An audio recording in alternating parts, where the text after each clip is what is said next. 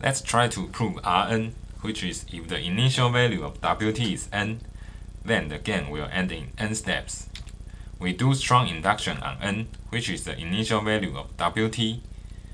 The best case is n is 0 and the gain ends in 0 step.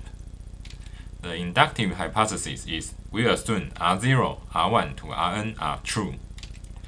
There are 4 cases in the inductive step for Rn plus 1. The first case is if the next move is move 1, then Wt is decreased by 70, 80, or 90. This means, after that, by the inductive hypothesis, the gain will end in n plus 1 minus x steps, where x is 70, 80, or 90.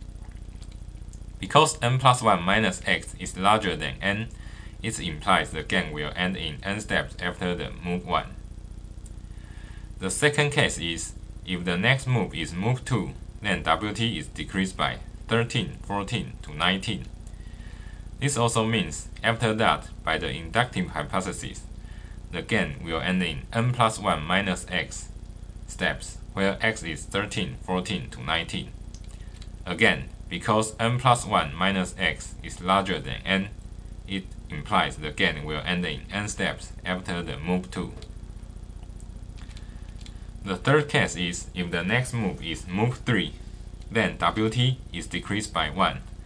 This means, after that, by the inductive hypothesis, the gain will end in n plus 1 minus 1 steps. Because n plus 1 minus 1 is equal to n, it implies the gain will end in n steps after the move 3. There is the last case if there is no legal move, then the gain ends immediately.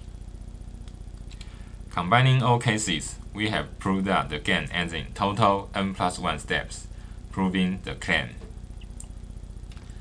The last thing is, if the initial number of birds is finite, then the initial value of Wt is finite. So, by what we have proved, the gain will end in finite steps.